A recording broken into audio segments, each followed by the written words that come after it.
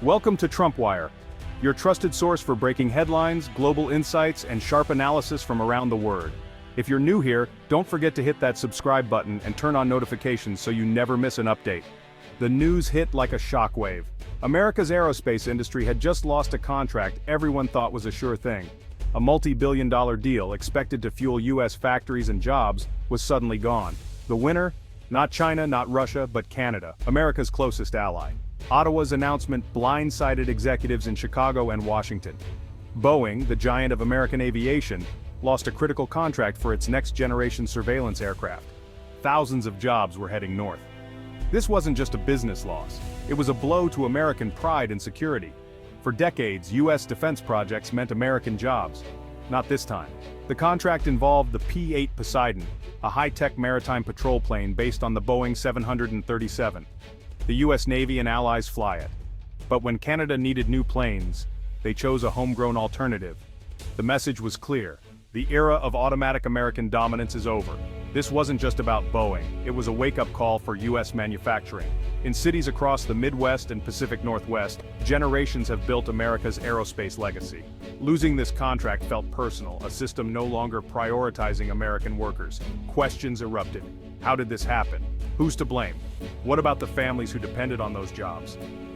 The White House stayed silent, but everyone knew a response was coming. This was more than a business deal, it was a political statement. Canada drew a line, asserting its industrial independence. Ottawa's move was calculated and successful, but it poked the bear. The fallout would go far beyond boardrooms and factory floors. A political firestorm was brewing, with a furious former president ready to ignite it. The shockwave was just the beginning. The rules of the game had changed. At the center of this storm is Canada's multi-mission aircraft project, a $9 billion contract to replace its aging surveillance planes. These aircraft are vital for patrolling Canada's vast coastlines and the Arctic. Winning this deal meant years of production and thousands of high-skilled jobs. Boeing's P-8 Poseidon was the favorite, proven, advanced, and already used by the U.S. and key allies. Choosing the P-8 would have meant seamless cooperation with the U.S. Boeing invested heavily, confident in its technical edge and allied partnerships. But this contract was more than just planes. It meant decades of maintenance, upgrades, and economic benefits. For Boeing, losing meant watching those opportunities vanish.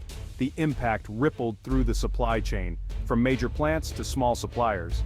For Boeing, it was a strategic failure, raising tough questions about its global competitiveness. The loss proved that good engineering isn't enough. Politics and national strategy now mattered just as much. The industry's rules had changed. How did Canada win? With a bold industrial strategy. Instead of buying American, Canada built its own, led by Bombardier and Team Artemis. They proposed converting a Bombardier business jet for military use, partnering with General Dynamics for advanced systems. The promise: high-value aerospace jobs in Canada, not the U.S. The government demanded that contractors invest back into the Canadian economy.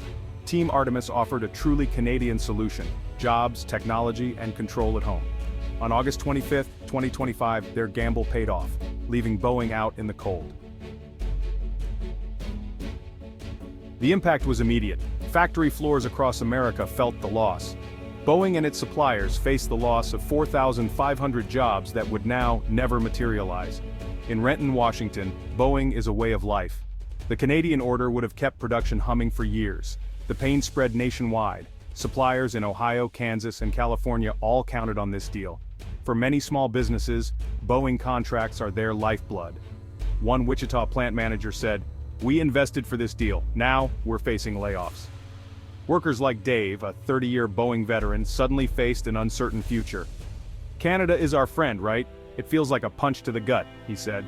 The ripple effect hit local businesses, schools, and public services. The Canadian decision triggered economic hardship in American communities. In a global economy, one political choice can devastate workers thousands of miles away. The consequences were real and painful. Former President Trump's response was instant and explosive. On social media, he blasted the deal. "Disgraceful! Sleepy Joe let Canada steal our jobs. Boeing was robbed by Trudeau." He called it a sign of American weakness and blamed the Biden administration. In a video, Trump declared, They think they can just take our jobs. Justin's no friend of ours. He promised swift action if he returned to office. Trump also targeted Boeing's leadership, calling them weak negotiators. I make the best deals. I would have had a deal twice as big for half the price, he claimed. His rhetoric resonated with supporters who felt America was being outsmarted by allies.